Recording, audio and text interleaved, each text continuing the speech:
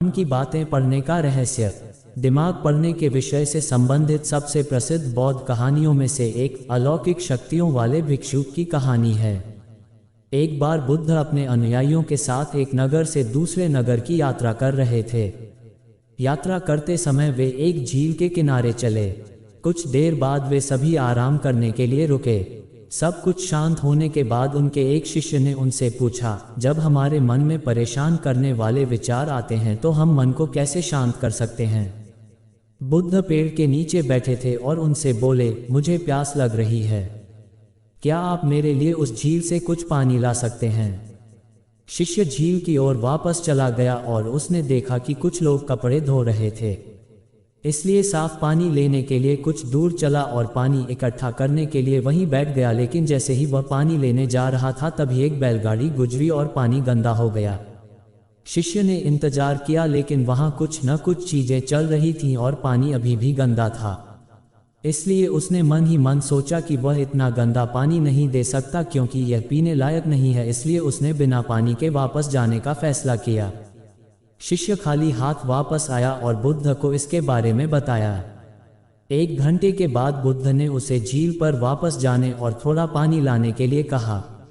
शिष्य झील पर वापस गया और इस बार वह साफ पानी ढूंढने में सफल रहा। उसने बर्तन में पानी भरा और वापस बुद्ध के पास लाया। शिष्य ने बुद्ध को पानी दिया और कहा, पिछली बार जब मैं गया था तो पानी में बहुत कीचड़ था, लेकिन अब झील की सतह पर पानी साफ है, कैसे? बुद्ध ने उत्तर दिया, जब आप पिछली बार गए थे तो कीचड़ अस्त व्यस्त था और वह सतह पर पानी के साथ मिल गया था और पानी पीने के लिए अयोग्य हो गया था। लेकिन जब आप 1 घंटे के बाद गए तो कीचड़ अपने आप बैठ गया और आपको साफ पानी मिला जो पीने के लिए उपयुक्त था।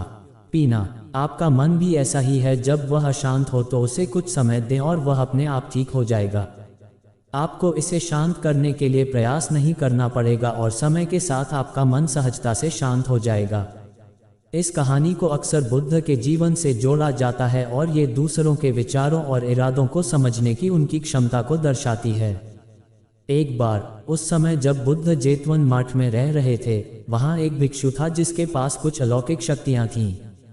ये भिक्षु दूसरों के मन को पढ़ सकता था और उनके विचारों को पहचान सकता था। एक अन्य भिक्षु जिज्ञासावश और शायद संदेह की भावना से अलौकिक शक्तियों वाले भिक्षु के पास आया और कहा, मैंने सुना है कि आप दिमाग पढ़ सकते हैं, क्या आप अभी मेरा दिमाग पढ़ सकते हैं? अलौकिक शक्तियों वाले भिक्षु ने उत्तर दिया, निश्चित रूप से मैं ऐसा कर सकता हूँ।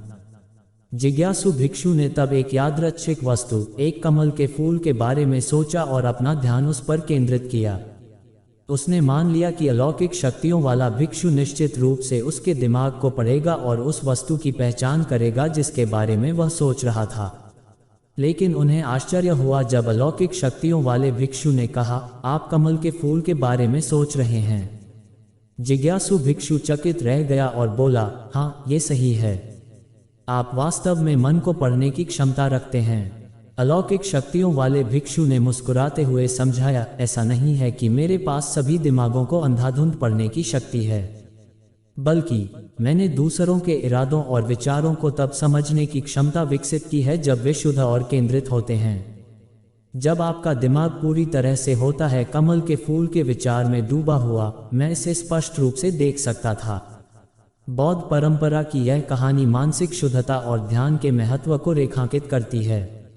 इससे पता चलता है कि स्पष्ट और केंद्रित विचारों को उन्नत आध्यात्मिक क्षमताओं वाले लोग ही समझ सकते हैं।